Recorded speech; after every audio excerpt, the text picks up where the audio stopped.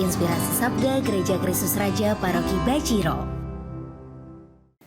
Bapak, Ibu, dan saudara-saudara yang terkasih dalam Kristus, selamat berjumpa kembali dalam Insap, Inspirasi Sabda Gereja Kristus Raja Bajiro, hari Rabu 15 November 2023.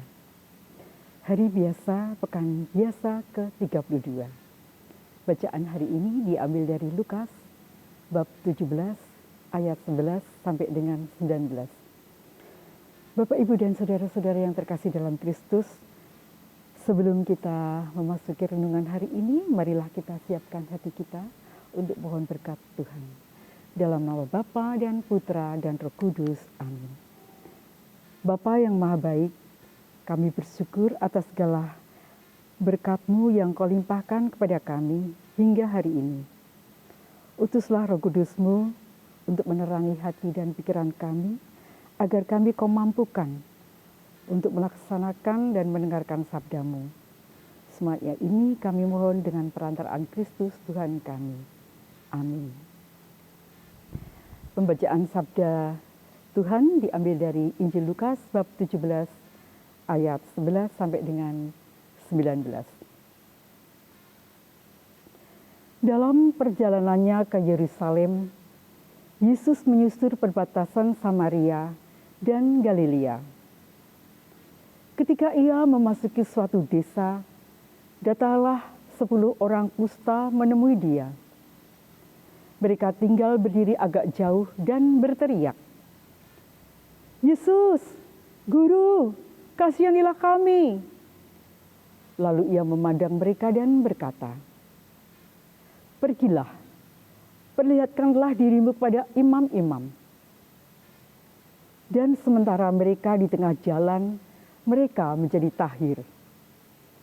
Seorang dari mereka ketika melihat bahwa ia telah sembuh, kembali sambil memuliakan Allah dengan suara nyaring, lalu tersungkur di depan kaki Yesus dan mengucap syukur kepadanya. Orang itu adalah seorang Samaria. Lalu Yesus berkata, "Bukankah ke-10 orang tadi semuanya telah menjadi tahir? Di manakah yang 9 orang itu? Tidak adakah di antara mereka yang kembali untuk memuliakan Allah selain daripada orang asing ini?" Lalu ia berkata kepada orang itu, "Berdirilah dan pergilah. Imammu telah menyelamatkan engkau." Demikianlah sabda Tuhan. Terpujilah Kristus. Saudara-saudara yang terkasih dalam Kristus, dalam bacaan hari ini diceritakan ada 10 orang kusta. 10 orang kusta ini, 9 orang adalah orang Yahudi dan yang 1 orang adalah orang Samaria. Seorang Samaria yang sudah biasa dianggap oleh orang Yahudi sesat dan kafir, justru orang yang kembali pada Yesus untuk berucap syukur. Ia kembali kepada Yesus, ia memuliakan Allah, ia tersungkur di depan kaki Yesus, ia mengucap syukur pada Yesus. Orang Samaria ini menunjukkan rasa syukur yang besar atas pertolongan Yesus bagi dirinya. Lalu yang lain, yang 9 orang, kenapa tidak bersyukur? Orang-orang Yahudi menganggap bahwa sudah sepantasnya mereka sebagai umat pilihan Allah menerima kesembuhan dari Allah. Mereka menganggap memang sudah hak mereka untuk menjadi sembuh. Apa yang membuat seorang sulit untuk mengucap syukur? Dalam sebuah sharing di lingkungan, beberapa umat menjawab, karena penderitaan, karena sakit yang tidak kunjung sembuh, karena permohonan yang tidak dikabulkan, karena beban berat, karena beban hidup, dan lain-lain. Saat menderita, seseorang akan sulit untuk bersyukur.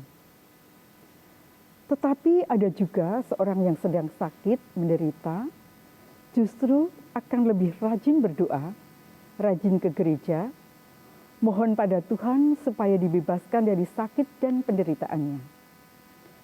Dalam doanya ia bersyukur karena dalam sakit atau penderitaannya ia masih boleh berharap pada Tuhan. Lalu, apakah ketika Tuhan sudah mengabulkan doa kita, kita juga bersyukur? Saya percaya Bapak, Ibu, dan saudara-saudara yang terkasih dalam Kristus akan mengucapkan syukur. Karena saya sering juga mendengar di dalam intensi misa mengucap syukur atas terkabulnya doa Novena Tiga Salam Maria, Novena Hati Kudus Yesus, doa Rosario, dan lain-lain. Renungan hari ini kita diajak untuk selalu bersyukur pada Tuhan. Bersyukur karena sampai hari ini kita masih diberi kehidupan, kesehatan. Bersyukur kita diberi rezeki yang cukup. Bersyukur karena kita percaya segala rencana Tuhan yang indah pada waktunya. Dan bersyukur karena kita masih bisa mengucap syukur. Semoga berkat Tuhan Yesus Kristus senantiasa membimbing kita untuk selalu dapat mensyukuri segala rencana Tuhan dalam situasi ataupun kondisi apapun.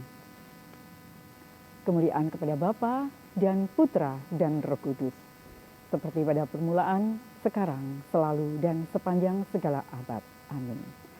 Salam sejahtera bagi kita semuanya, berkah dalam nama Bapa dan Putra dan Roh Kudus. Amin.